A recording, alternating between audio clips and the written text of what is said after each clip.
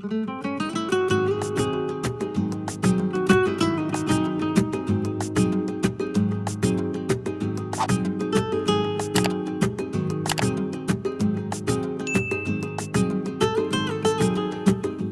I'm Miguel. And I'm Natalie. Welcome to our channel.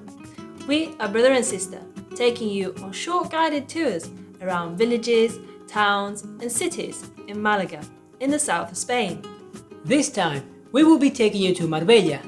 Maybe you've heard of it, but if you haven't, it's somewhere on the coastline between Malaga City and Gibraltar.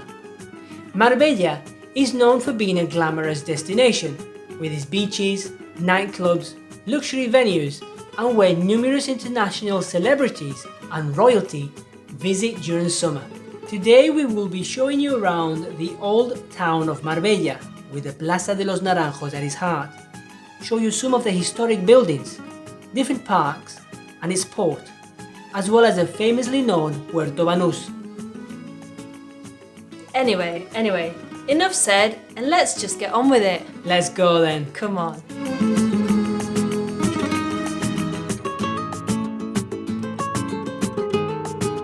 Marbella was founded and developed by the usual civilizations that walked on this land throughout the years, being of evident influence the period of the Moors, observed in the old town structure design with its windy and tight streets.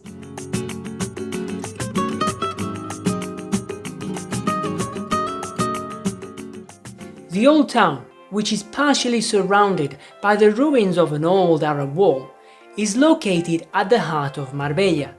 It is a typical Andalusian corner with cobbled, narrow and labyrinth look-alike streets, where you can lose yourself for a few hours, have some tapas or have dinner in good company. It wasn't until the Moorish period that Marbella became urbanized and fortified, gaining the typical Arab layout that it has today, with its windy and narrow streets. As you stroll down the streets, you will come across old churches and squares.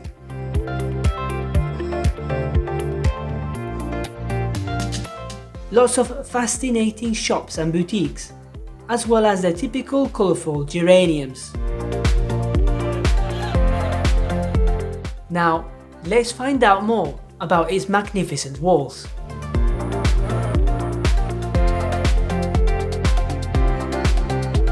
Surrounding the old part of town are the old castle walls from the time of the Moors, back from the 11th century. The walls contained the old Arab Medina, which today would correspond to the historic town centre. Within the walls there are still the remains of the old Arab castle that was used for the defence of the area. The walls around the castle had around 10 towers embedded in it, and built into one of the towers of the wall, you can see Roman capitals, taken from the surroundings from old Roman buildings. The walls that we can see today have been restored and brought to the former glory.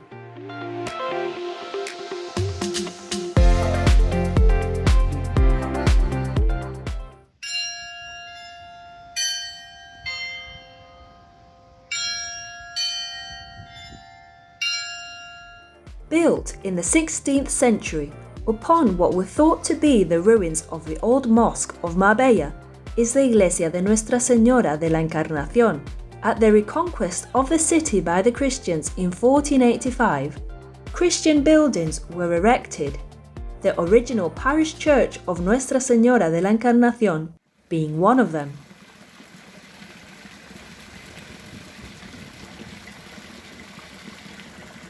But the actual church that stands today dates back to the 17th century, as you can see on a plaque on the side of the church. The church can be accessed by two entrances. The main entrance is known as Puerta del Sol, carved in stone in late Baroque style.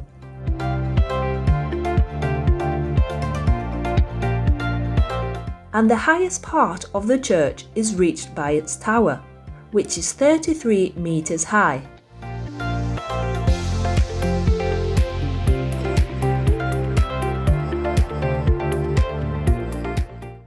If museums are what you like, then why not pay a visit to el Museo del Grabado Español Contemporáneo, which is located in the old town of Marbella.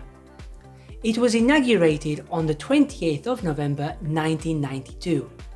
The museum holds over 1,000 pieces of art made with different techniques, such as engraving with etchings and lithography, amongst many others, all from prominent representatives of Spanish contemporary art.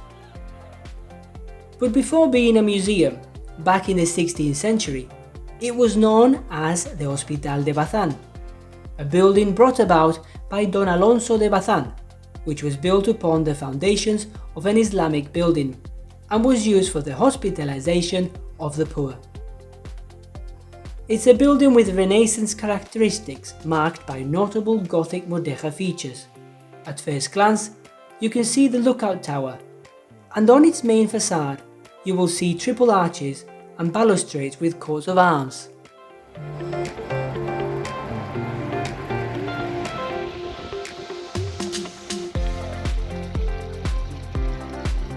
One of the prettiest spots in the old part of town, just off the main street, is the picturesque orange tree field Plaza de los Naranjos, which dates back to 1485. It was built to house the social, economical and administration powers. It is definitely a place to take a stop at from exploring the narrow and windy streets of this part of town. At the square, you will be able to see the 16th century town hall building, built in 1568, with a sundial on its front right-hand corner. It also has various shields and some commemorative stone inscriptions on its facade. Within the building, you will find one of the town's tourist offices, where you'll be able to pick up a map and ask for any general information about the town.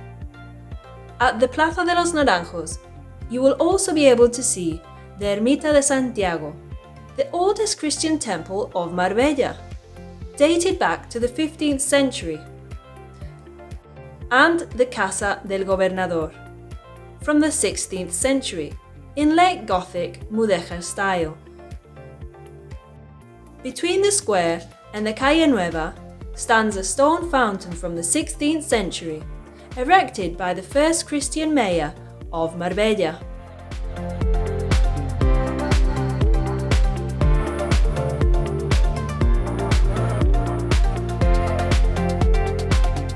Possibly, your best bet to access the old town, if coming from the Parque de la Alameda, might be through Calle Africa, which leads into Plaza Africa.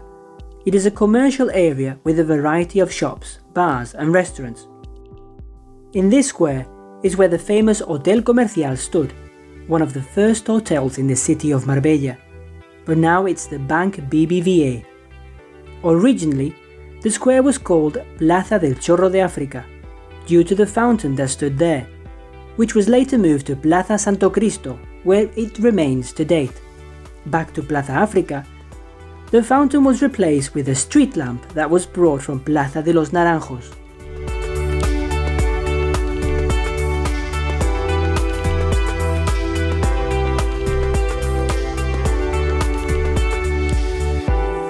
Built in the 18th century, the Parque de la Alameda was much larger than what it is today, acting as one of the lungs of Marbella. Unfortunately, due to the high demand for building land, this area has been reduced. This park, flourishing in vegetation, is located between the historic centre of Marbella and the promenade.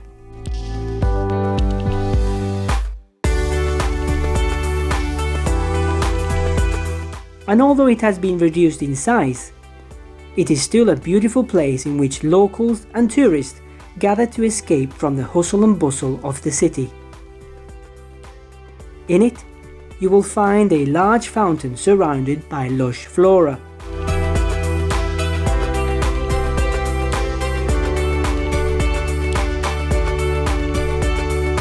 Beautiful Andalusian towel benches, palm trees and plenty of shade.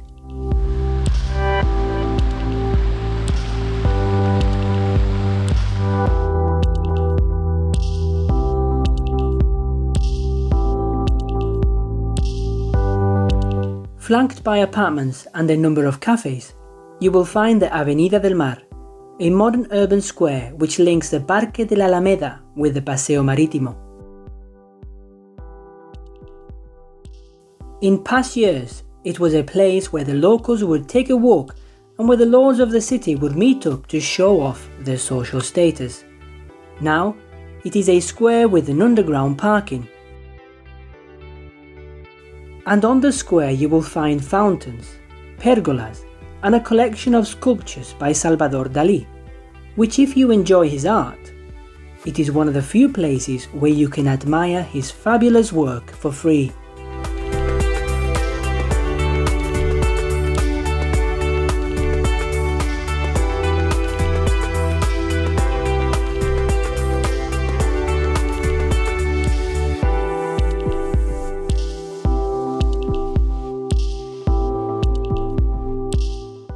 Located close to the town centre is the Puerto Deportivo Virgen del Carmen. It is a place which offers a large gastronomical variety and where you can enjoy all sorts of nautical and underwater activities, bars and beach bars. During the day it has a relaxed atmosphere, and at night it becomes one of the best nightlife options thanks to the pubs and clubs that are in the area. Now let's tell you about Marbella's world's famous port. Have you heard of Puerto Banús? Found in the district of Nueva Andalucía, 6 kilometers to the west of Marbella's town centre. It was designed by local property developer José Banús as a luxury marina and shopping complex, currently with some of the high-end designer brands such as Louis Vuitton, Dior, Gucci, Dolce & Gabbana, amongst others. The port was inaugurated in 1970. Since then, it has obtained international fame and prestige, becoming the playground for many of the rich and famous, enjoyed by them as the perfect place for their holidays. At the port, you will be able to admire plenty of luxury yachts and top-end sports cars. And at one of the roundabouts by which you access or exit Puerto Banús, you'll be able to contemplate the 3-ton sculpture Rinoceronte vestido con puntillas of the Spanish artist Salvador Dalí.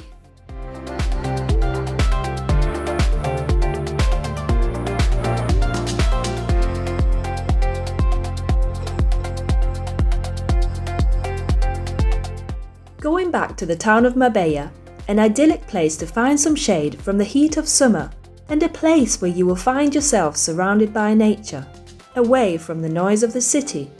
And just a few minutes' walk away from the beach is the Parque de la Constitución, built in the 1950s. It was once the garden of a private residence, but now it's a garden open to the public. Within the park you will find a cafe with a large terrace, a playground for children, a small observatory to stargaze, and an outside auditorium with beautiful traditional Andalusian architecture, with its noticeable arches. The park boasts of a varied selection of vegetation, which you can read about on small information panels. It also has several paths which you can stroll through, with benches and some beautiful fountains.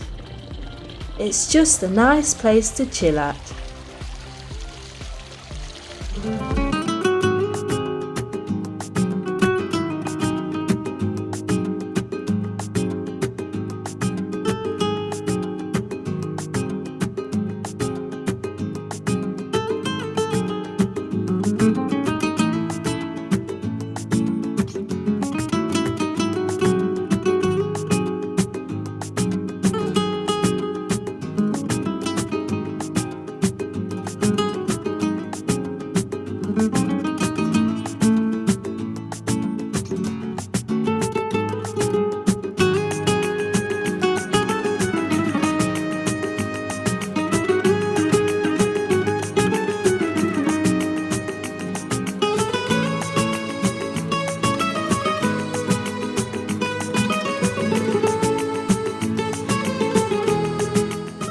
Well, that was the end of Marbella's video.